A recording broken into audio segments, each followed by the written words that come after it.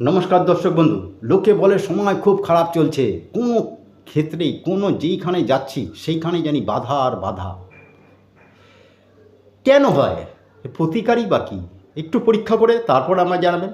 এই তো হাতে তো 9টা গ্রহ হয়, এই রেখা এদিক গেছে, এই রেখা ওদিক গেছে, আমার অত জানার দরকার নেই। দেখবেন লোকে জ্যোতিষীরা বলবে এইখানে ওই গেছে, এইখানে এই বাধা, সেইখানে সেই বাধা, সেইখানে সেই দোষ। কিন্তু প্রতিকার কী?